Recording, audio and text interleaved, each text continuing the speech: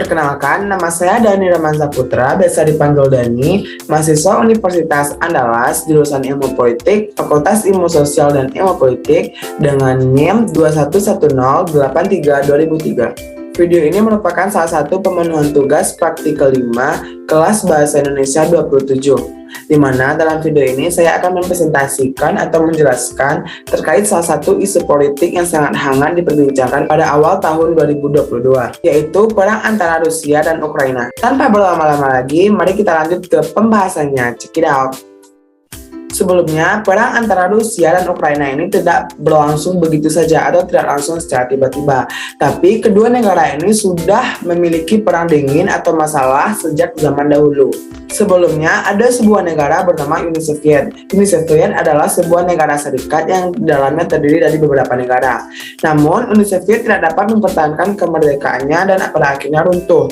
Ada 15 negara. Ke-15 negara itu adalah Estonia yang menyampaikan kemerdekaannya pada tanggal 8 Mei tahun 1960. Yang kedua ada negara Lituania yang menyampaikan kemerdekaannya pada tanggal 11 Maret tahun 1990. Yang ketiga ada negara Latvia. Yang keempat ada Azerbaijan, Georgia, ada Rusia, Uzbekistan, Moldova, Ukraina, Belarusia, Turkmenistan, Armenia, Kazakhstan, Kyrgyzstan, dan Tajikistan yang menyampaikan kemerdekaannya pada tanggal 9 September 1991. Nah, itulah 15 negara bagian yang merdeka setelah runtuhnya Uni Soviet.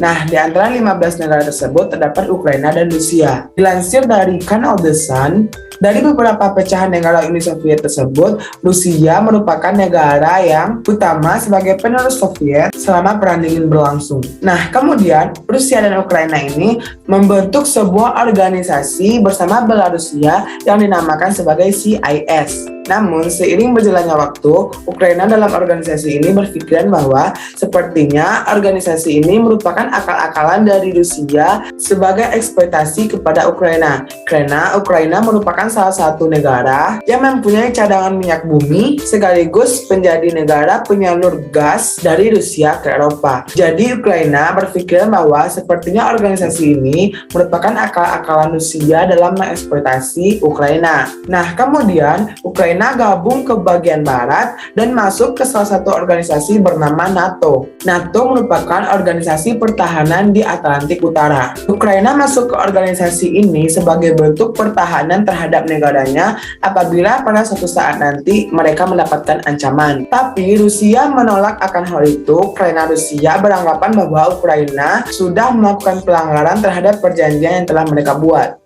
Dan Rusia merasa kehilangan ekonominya karena Ukraina sebagai sumber ekonomi bagi Rusia. Nah, jadi gini, Ukraina dan Rusia sebelumnya sudah terlibat perjanjian antara kedua belah pihak.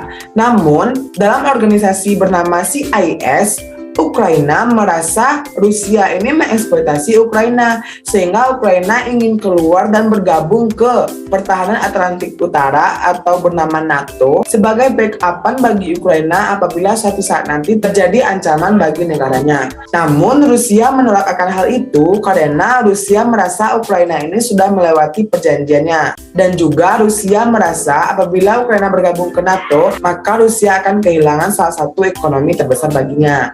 Nah, oleh karena itu terjadilah konflik di antara kedua belah pihak. Karena Rusia merasa Ukraina sudah melewati perjanjiannya atau melanggar perjanjiannya, maka Rusia secara langsung dan secara terang-terangan memilih melakukan tindakan militer kepada Ukraina. Nah, oleh karena itulah pada awal tahun ini kita mendengar berita bahwa terjadi perang antara Rusia dan Ukraina. Namun, apakah mungkin ini merupakan salah satu cikal bakal dari Perang Dunia Ketiga? Bisa saja terjadi karena Rusia sudah mewanti-wanti dari awal apabila ada salah satu pihak yang mencampuri urusan mereka berdua, maka Rusia tidak akan segan-segan ikut menyerang pihak lain yang ingin mencoba-coba mencampur tangani. Semisalnya begini, antara Rusia dan Ukraina sedang terjadi perang. Kemudian Indonesia masuk dalam menolong Ukraina karena Ukraina di sini sebagai pihak yang kewalahan dalam menghadapi Rusia. Nah, Rusia tidak akan segan-segan akan menyerang Indonesia. Dengan peralatan yang canggih dan alat nuklir yang begitu banyak, Rusia tentu saja dapat membumi hanguskan pihak-pihak yang militernya dirasa kurang dari Rusia. Lalu bagaimana dengan nasib NATO dengan Ukraina tadi? Kenapa sih NATO tidak memberikan bantuan kepada Ukraina? Bukannya NATO merupakan organisasi pertahanan di Atlantik Utara. Nah, NATO tidak berani membantu Ukraina karena Rusia sudah mewanti-wanti dari awal apabila ada pihak yang bergabung di antara perang yang terjadi antara Rusia dan Ukraina, maka Rusia juga akan menyerang pihak tersebut. Nah, oleh karena itulah NATO tidak ikut dalam masalah Rusia dan Ukraina ini. Tak hanya NATO, tapi negara-negara lain atau pihak-pihak lain yang ada di dunia juga tidak ikut campur dalam perang antara Rusia dan Ukraina ini. Kemudian apa sih dampak yang terjadi apabila perang ini terjadi secara terus-menerus? Yang pertama, karena Ukraina merupakan salah satu cadangan minyak terbesar, maka harga minyak dunia naik secara drastis. Apabila minyak naik secara drastis, maka itu akan mengganggu proses pengolahan minyak di dunia. Selanjutnya akan terjadi inflasi mata uang di beberapa negara dan juga turunnya harga pasar saham.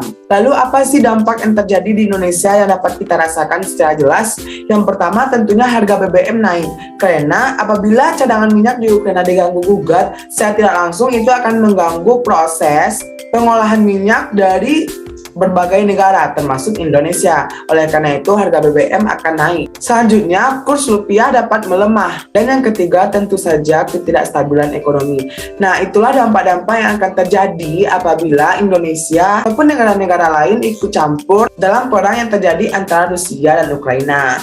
Nah, lebih kurang seperti itulah penjelasan sederhana perang yang terjadi antara Ukraina dan Rusia. Bagaimanakah pendapatmu? Silahkan tulis di kolom komentar. Dan mohon maaf apabila ada kesalahan kata atau kesalahan informasi, dimohon kepada Bapak, Ibu, dan teman-teman untuk memberikan informasi yang benar di kolom komentar. Silahkan like, komen, dan subscribe untuk mendukung saya dalam terus mengupload video dalam channel YouTube saya ini. Terima kasih. Assalamualaikum warahmatullahi wabarakatuh.